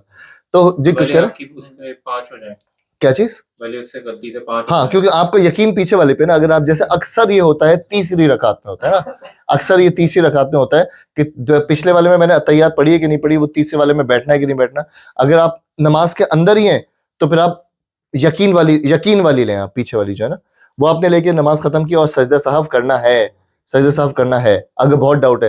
اچھا ایک 5 کر لیں تو زیادہ بہتر ہے. اچھا اس میں ایک سچویشن اور ہے، ساتھ ساتھ ہی ڈسکس کر لیتے ہیں. ایک سچویشن اور ہے، نماز پڑھ رہے ہیں اور بیچ میں ڈاؤٹ ہلکا سا نہیں یار میں نے 4 ہی پڑھی ہیں، نہیں میرا یہ ہلکا سا ڈاؤٹ ہے، یہ شیطان کا ہے. اب اس کے چکر میں آپ جا کے وہ نہ کریں کہ نہیں میں نے کمی پڑھی ہوگی، ہلکا پھلکا شیطان کا آ جاتا ہے. پھر ہمارے اکثر لوگ ہیں وہ زیادہ تر نمازوں میں نا ایسے ہی سجدہ سہو کر لیتے ہیں کہ اگر کچھ مجھ سے ہو گیا ہو، ویسے میرا حساب کتاب شاپ کا چل رہا تھا، میں اپنے بزنس کا سوچ رہا تھا، اگر کچھ ہو گیا ہو تو اللہ میاں یہ رکھ لیں میری طرف سے 2، تو یہ میری طرف سے 2 رکھ لیں. سجدے والے چکر نہیں ہے، جب آپ کا ہو تبھی آپ نے سجدہ سہو کرنا ہے. ٹھیک ہے جی.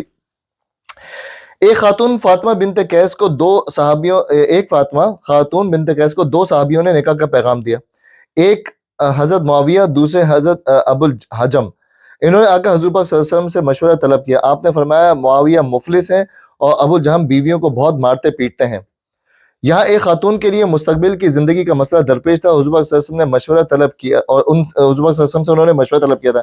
اس حالت میں آپ نے ضروری سمجھا کہ دونوں صحابیوں کی کمزوریاں آپ کے علم میں ہیں، وہ انہیں بتا دیں. تو کیا پتا چلا کہ حضور پاک صلی اللہ علیہ وسلم نے رشتے کے لیول پہ، جہاں کسی کا رشتہ سیٹ ہو رہا ہے وہاں کے لیول پہ پھر ان کو بتا دیا کہ ایک صحابی جو ہے مفلس ہے، مطلب مالدار نہیں ہے، اور دوسرے جو ہیں وہ مارتے ہیں بیویوں کو. ایک روز حضور پاک صلی اللہ علیہ وسلم حضرت عائشہ کے ہاں تشریف فرماتے. ایک شخص نے آ کر ملاقات کی اجازت طلب کی. حضور پاک صلی اللہ علیہ وسلم نے فرمایا یہ اپنے قبیلے کا بہت برا آدمی ہے. اب یہ ساری غیبتیں آپ کی نظر میں ہو رہی ہیں، ٹھیک ہے، یہ سمجھے کہ حضور پاک صلی اللہ علیہ وسلم نے فرمایا یہ قبیلے کا بہت برا آدمی ہے. پھر آپ باہر تشریف لے گئے اور اس سے بڑی نرمی کے ساتھ بات چیت کی. گھر میں واپس تشریف لائے تو حضرت عائشہ نے عرض کیا آپ نے تو اس سے بڑی اچھی طرح گفتگو فرمائی، حالانکہ باہر جاتے وقت آپ نے اس کے متعلق وہ کچھ فرمایا تھا جب آپ نے فرمایا خدا کے نزدیک قیامت کے روز بدترین مقام اس شخص کا ہوگا جس کی بد زبانی سے ڈر کر لوگ اس سے ملنا جلنا چھوڑ دیں. یہاں پہ 2 چیزیں کلیئر ہوتی ہیں کہ حضور پاک صلی اللہ علیہ وسلم نے کہا کہ کتنا بھی برا شخص ہے، کتنا بھی ہے، میں کیا کروں گا، میں اپنے معاملات جو ہیں وہ اپنی زبان جو ہے اس کو خراب نہیں کروں گا. حضور پاک صلی اللہ علیہ وسلم نے اس لیول پہ کہا کہ یہ اپنے اس چیز کا برا آدمی ہے. اب اس کی کیٹیگریز ہم پڑھتے ہیں کہ کون سی کیٹیگریز میں، پھر اس کی ساری کچھ حدیث ہیں جس میں یہی چیزیں آئی ہیں. سنت رسول اللہ صلی اللہ علیہ وسلم کی ان نظیروں سے استفادہ کر کے فقہاء و محدثین نے قاعدہ اخذ کیا کہ غیبت صرف اس صورت میں جائز ہے جبکہ ایک صحیح یعنی شرعاً صحیح غرض کے لیے ایک اس کی ضرورت ہو اور وہ ضرورت اس کے بغیر پوری نہ ہو سکتی. پھر اسی قاعدے پر بنا رکھتے ہوئے علماء نے غیبت کے حسب ذیل صورتیں جائز قرار دی ہیں. اب جو ہم پڑھیں گے وہ 5 جائز صورتیں پڑھیں گے، ٹھیک ہے، تاکہ آپ کلیئر ہو جائیں کہ اگر آپ اس لیول کی کیٹیگری میں ہیں تو غیبت جائز ہے. اب یہ ہم ایک ایک کر کے پڑھ لیتے ہیں. اب آپ کے وسیم بھائی آپ جو سوال کر رہے تھے، آپ جو بات کر رہے تھے وہ ساری ان کیٹیگریز میں آ جائیں گے. تو تھوڑا سا میں آپ کو کہوں گا کہ فوکس ہو کے یہ دیکھ لیں, تاکہ ایک بہت بڑا چیپٹر, نارملی غیبت اور یہ سارے معاملات کلاسز میں ان جگہوں پہ ڈسکس نہیں ہوتے ہیں, بڑا امپورٹنٹ ہے. ظالم کے خلاف مظلوم کی شکایت ہر اس شخص کے سامنے جس سے وہ یہ توقع رکھتا ہے کہ وہ ظلم کو دفع کرنے کے لیے کچھ کر سکتا ہے. مطلب آپ پولیس میں جا کے شکایت کر رہے ہیں, آپ نے کسی کی کمپلین سینٹر میں کمپلین کر دی ہے, وہ ظالم شخص ہے جو لوگوں پہ ظلم کرتا ہے. اب اس کی جب آپ نے شکایت کی تو وہ کیا ہوئی, غیبت ہوئی نا. آپ نے اس کی شکایت کی تو وہ غیبت ہوئی. یہ غیبت آپ کر کس سے رہے ہیں, آپ آپس میں ڈسکس نہیں کر رہے یار بڑا ظالم آدمی ہے, نہیں, آپ کہیں کمپلین سینٹر میں کسی بھی جیسے کہ جج لے لیں, پولیس لے لیں, یا کوئی بھی ایسا ادارہ لے لیں جہاں پہ وہ شکایت بنتی ہے, تو وہاں پہ ایسا بھائی جا کے یہ شکایت ہو رہی ہے. تو اس کا مطلب کیا ہوا کہ یہ لیول کی غیبت جائز ہوئی. ٹھیک ہے, یہ والا سمجھ آ گیا. اس میں اور کیا کیا چیزیں آ سکتی ہیں؟ جی لیکن وہ جو ہے کہ ظالم کے خلاف مظلوم کا ساتھ دینا, تو مظلوم کا ساتھ آپ اس وقت دو گے جب آپ کو انفارمیشن ملی ہوگی. یس, تو آپ تو ایز اے انڈیویجول کر رہے ہو, آپ ایز اے انسٹیٹیوٹ نہیں کر رہے وہاں پہ. سیکنڈ مطلب اس شخص نے شکایت کی, جا کے شکایت اسی کو کی ہوگی نا جو اس کو معاملات کو نمٹا سکے. ہاں لیکن وہ تو ادارہ, یہ یہی بات کر رہے ہیں. شخص بھی ہو سکتا ہے, شخص بھی ہو سکتا ہے نا, کوئی گھراؤں کا جو دو لوگ آپس میں اچھا, مطلب کہ وہ یہی بات جو احسن نے کہا, کمپلین پولیس کے پاس نہیں کر رہے, اپنے کسی دوست سے, اپنے کسی جاننے والے سے کر رہے ہیں, جو کچھ کر کے معاملات صحیح کرا سکتا ہے. بھی کر سکتا ہوں. No, doesn't mean he can do anything. Emotional support. یہ وہ توقع رکھتا ہے, نہیں ایموشنل سپورٹ کے لیے کر رہے تو پھر تو وہ غیبت ہو گئی نا. یہ بات سمجھ لیں, یہ باریک لائن ہے. آپ نے کہا, سوری میں نے آواز مکس ہو گئی. کنسنسس ڈیولپ کرنے کے لیے آپ کو کوئی بات کرنا نہیں, اگر تو دیکھیں یہ دیکھیں, یہی ڈسکس کر کے ہمیں پوائنٹس ملیں گے. اگر تو وہ اسی ڈسکس کر رہا ہے کہ چلو یار ذرا برائی اپنی شیئر تو کروں نا اس بندے کی, تو وہ غیبت ہوگی. اگر وہ ایسے کسی شخص کے پاس جا رہا ہے کہ جو کچھ آگے بڑھ کر یا کچھ انوالو ہو کر کچھ کرا دے کہ یار ایسا ظلم نہیں کرو بھائی, کسی کا اگر تم نے پیسے کھا لیے ہیں یا کچھ تم نے کیا, معاملہ صحیح کر دو, تو ٹھیک ہے, ادروائز پھر نہ کرے. صحیح عمر بھائی, یہ اس لیول پہ ہے. لیکن رجیمز کے خلاف تو پھر آگے آ رہا ہے. اصلاح کی نیت سے کسی شخص یا گروہ کی برائیوں کا ذکر ایسے لوگوں کے سامنے جن سے یہ امید ہو کہ وہ ان برائیوں کو دور کرنے کے لیے کچھ کر سکیں گے. مطلب اس کا کیا ہوا, اس پوائنٹ کا مطلب, اب یہ والا پوائنٹ اوپر سے بالکل چینج ہے, کنسنسس ڈیولپ کرنے والی بات ہے. اوپر والے پوائنٹ سے بالکل چینج ہے. کیسے کاشف بھائی, کیسے چینج ہے یہ؟ ظلم کی بات ہو رہی ہے یہاں پہ اصلاح. آپ کے پاس اگر کسی کی غیبت کر دی کہ یار یہ بندے سے تھوڑی سی جائے, تاکہ جو ہے نا اس کو اپنی راہ دکھائیں کہ کسی عالم کے سامنے, تاکہ وہ جا کے کچھ مشورہ وغیرہ اس کے. یہ صحیح ہو گیا, یہ صحیح ہو گیا بالکل. اب آپ کے اندر نا اصلاح کی نیت ہے کہ یار کسی کے معاملات تھوڑے سے اوپر نیچے چل رہے ہیں, یا کسی برائی میں پڑ گیا, یا کسی ایسی چیز میں پڑ گیا ہے, شاید اس کو علم نہیں ہے, میں بات کروں گا تو وہ پرسنل لے گا, آپ کا فلاں کا لیول ایسا ہے یا فلاں ایک ایسی حیثیت رکھتے ہیں کہ اگر آپ اس کو بتائیں گے نا, ہو سکتا ہے آپ کسی ریفرنس کے ساتھ بتائیں, اس کو بات سمجھ جائے. اب یہ جو ہے نا وہ آپ نے اصلاح کی نیت سے, اور آپ کا سوچ یہی تھا کہ سر آپ پلیز اس کی مدد کر دیں, وہ کسی معاملات میں پڑ گیا ہے, وہ کسی بری چیز کا, مثال کے طور پہ کسی سود وغیرہ میں پڑ گیا ہے, کسی اور چیز میں ایسے پڑ گیا ہے, تو آپ اس کو سمجھائیں. آپ ایک کمیونٹی میں ایک لیول رکھتے ہیں, آپ یا کوئی ایک خاندان کے بڑے ہیں, یا ابھی آپ نے جرگے کا نام لیا تھا نا, جرگا یا جو اور کیا بولتے ہیں جیسے دو چودھری ہو گئے, یا پنچایت جو ہوتا ہے ورڈ, وہاں پہ آپ نے بتا دیا, پھر یہ صحیح ہو گیا. یہ دونوں میں کنٹراسٹ کیا تھا, ان دونوں میں کنٹراسٹ کیا تھا؟ ظالم اور مظلوم کی بات ہو رہی ہے, اس میں اصلاح کی بات ہو رہی ہے, بالکل ٹھیک ہے. نمبر 3, استفتاء کی غرض سے کسی مفتی کے سامنے صورت واقع بیان کرنا ہے جس میں کسی شخص کے کسی غلط فعل کا ذکر کیا جائے. فتویٰ لینے گئے ہیں آپ کسی سے مسئلہ پوچھنے گئے کہ میرے ساتھ ایسا معاملہ ہو گیا ہے اور کسی نے میرے ساتھ ایسی برائی کر دی ہے, اب میرا اسلام اس میں کیا کہتا ہے, یہ دینی معاملات اس میں, اب یہ آپ کو پورا بتانا پڑے گا نا کہ وہ کیا معاملہ تھا. اب آپ یہ کسی کا نام لیے بغیر بھی بتا سکتے ہیں کہ میرے ایک دوست نے ایسا کر دیا میرے ساتھ, میرے رشتہ دار نے میرے ساتھ ایسا کر دیا. اب آپ کو معاملات بتانے پڑیں گے, جب آپ بتائیں گے تب پھر آپ کو اس کا حل نکلے گا, تو یہ بھی جائز ہے. لوگوں کو کسی, اب یہ وسیم بھائی آپ جو پوچھ رہے تھے, لوگوں کو کسی شخص یا اشخاص کے شر سے خبردار کرنا تاکہ وہ اس کے نقصان سے بچیں. مثلا راویوں, گواہوں اور مصنفین کی کمزوریاں بیان کرنا بالاتفاق جائز ہی نہیں ہے, واجب ہے, کیونکہ اس کے بغیر شریعت کو غلط روایتوں کی اشاعت سے, عدالتوں کو بے انصافی سے اور عوام یا طالبان علم کو گمراہیوں سے بچانا ممکن نہیں ہے. یا مثلا کوئی شخص کسی سے شادی بیاہ کا رشتہ کرنا چاہتا ہو, یا کسی کے پڑوس میں مکان لینا چاہتا ہو, یا کسی سے شرکت کا معاملہ کرنا چاہتا ہو, یا کسی کو اپنی امانت سونپنا چاہتا ہو, اور آپ سے مشورہ لے تو آپ کے لیے واجب ہے کہ اس کا عیب و واسب اسے بتا دیں، ناواقفیت میں وہ دھوکہ نہ کھا جائے. یہ ہے بڑا پوائنٹ. اب یہ پوائنٹ کیا ہے، ہمارے کلاس کے 5 منٹ اوپر بھی ہو گئے، یہ بس 5 منٹ میں ختم کروں گا. اب یہ والا پوائنٹ کیا ہے کہ آپ کے پاس ایسا معاملہ آپ کے سامنے پیش آ جائے جو آپ اس سے کسی کو دوسرے کو نقصان پہنچ سکتا ہے. وسیم میں نے اس کی سچویشن رکھی تھی، کسی کو نقصان پہنچ سکتا ہے، اور آپ کو پتا ہے کہ آپ کسی میکینک کے پاس جانے والے ہیں، آپ کسی ڈیلر سے ڈیل کرنے والے ہیں، آپ کسی سے کوئی معاملات پیسوں کا لین دین کرنے والے ہیں، یا پھر آپ رشتے کے معاملات جو ہوتے ہیں. اب اس سچویشن میں آپ چھپانا آپ کا گناہ ہے. اس سچویشن میں آپ کو بتانا ہی پڑے گا. اکثر لوگ ویسے میں یہاں پہ کنفیوز ہوتے ہیں کہ وہ بچی کا رشتہ آیا ہے یا لڑکے کا رشتہ آیا ہے تو کیا ضرورت ہے بتانے کی. تو بات یہ ہے کہ بہت ساری چیزیں آپ کو اس وقت یہ رشتوں کے معاملات میں بتانی پڑیں گی کہ جو بھی آپ ہے. اور اچھا آپ یہ نہ کریں، آپ کیا مثال کے طور پہ کیا نہ کریں کہ اگر کسی میں کوئی چیز نہیں ہے اور آپ ایزمپشن پہ کہ میں نے اس دن محمود کو جاتے ہوئے دیکھا تھا فلاں جگہ پہ، مجھے لگتا ہے کہ وہ نا کلب ہی جا رہا ہوگا. ایسا بھی نہ کریں نا کہ کسی کا آپ رشتے توڑوا دیں. میں نے جی وہ لڑکی کی میں نے نا انسٹاگرام پہ تصویر دیکھی تھی، بڑا دوپٹہ اس کا نیچے سے تھا، اچھی لڑکی نہیں ہوگی. ایسی فضول باتیں بھی نہ کریں نا. ہمارے یہاں یہ بھی بڑا چل رہا ہوتا ہے کہ وہ بڑی آؤٹ گوئنگ لڑکی ہے. ہماری بچیوں کے لیے نا بڑی باتیں بول جائے. بھائی آج کل کی بچی میک اپ بھی کرتی ہوگی، تھوڑا سا انسٹاگرام اسنیپ چیٹ وغیرہ پہ معاملات بیلنس رکھو بھائی. اتنا بھی زیادہ وہ بچیوں کا پورا کریکٹر ہی کھا جاتے ہیں پورا. وہ لڑکے نے جی اس دن ہم نے دیکھا تھا وہ اس کے ہاتھ میں ویپ تھا. چھوٹی موٹی چیزیں جو اگر آپ کی ہیں جو آپ تھوڑی سی درگزر ہو سکتے ہیں صحیح. اگر آپ کو واقعی کوئی بڑی برائی پتہ ہے، آپ کے خاندان میں کہیں رشتہ ہو رہا ہے، آپ کے رشتہ داروں میں کہیں رشتہ ہو رہا ہے اور آپ کو کہیں برائی پتہ ہے، آپ کو بتانا لازم ہے. یہ رہا. ایسے لوگوں کے خلاف علل اعلان آواز بلند کرنا، ان کی برائیوں پہ تنقید کرنا جو فسق و فجور پھیلا رہے ہوں یا بدعت و گمراہیوں کی اشاعت کر رہے ہوں، یا خلق خدا کو بے دینی اور ظلم و جور کے فتنوں میں مبتلا کر رہے ہوں، یا جو لوگ کسی برے القاب سے اس قدر مشہور ہو چکے ہوں کہ وہ اس لقب کے سوا کسی اور لقب سے پہچانے نہ جا سکیں، ان کے لیے وہ لقب استعمال کرنا بغرض تعریف نہ کہ بغرض تنقیص.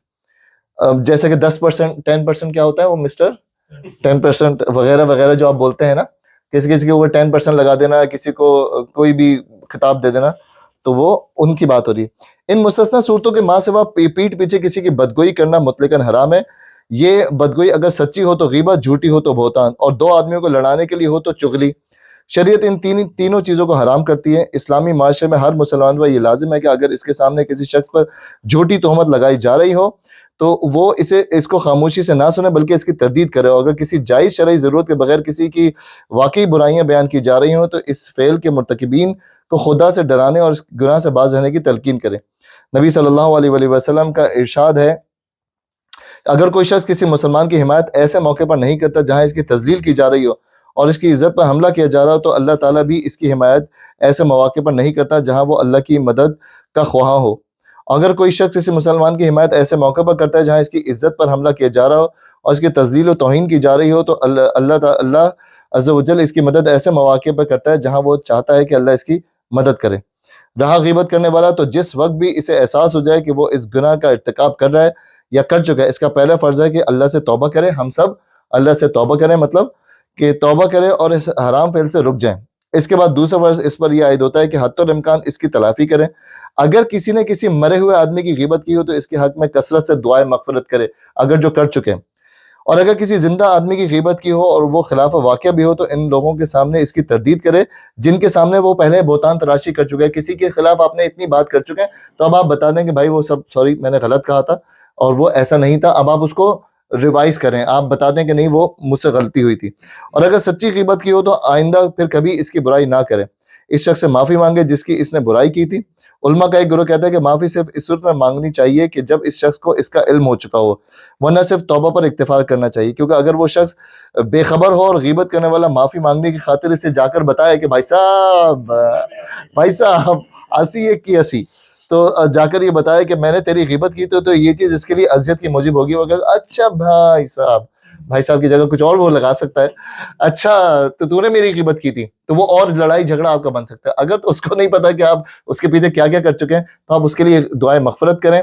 اس کے لیے آپ کوشش کریں کہ جتنی دعا ہو سکتی ہے وہ دعا کریں. اگر وہ دعا کی وجہ سے اللہ تعالیٰ بھی آپ کو معاف کر دے گا اور وہ. لیکن اگر آپ نے کریکٹر اسیسینیشن کی ہے تو جہاں جہاں آپ نے کریکٹر اسیسینیشن کی ہے وہاں پھر آپ اس کی پھر اس کو کریکٹ کریں. تو یہ معاملات ہیں جن پہ آپ غیبت کر سکتے ہیں. اس کے علاوہ فی الواقع جتنی غیبتیں ہیں وہ حرام. کیٹیگریز آئی ہیں یہ میرا خیال پرسنل لیول پہ ہیں. स्टेट के लेवल पे जिसका जिक्र हो रहा था गीबत का, हाँ वो कर सकते हैं ना, मतलब अगर एक आध point इसमें था ना। उसमें इसमें पॉइंट है ना कि अगर कोई ऐसे मशहूर हुए में या किसी चीज़ से मशहूर है और उनसे आपको बचना है, या कोई पब्लिक प्रॉपर्टी, मिसाल के तौर पर पब्लिक फिगर जितना भी होगा ना उसकी बुराई पे, जब क्योंकि है ही पब्लिक फिगर, तो फिर आप उसके बारे में लोगों को बता सकते हैं। Oppressive regime है, for example. हाँ, बिल्कुल, आप देखें Movement चलानी पड़ेगी ना.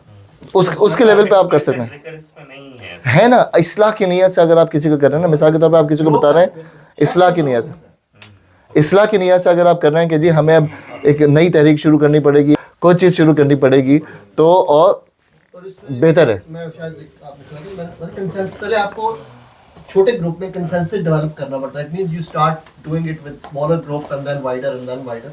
I think that is sensible. ठीक है सर, दुआ कर लेते हैं।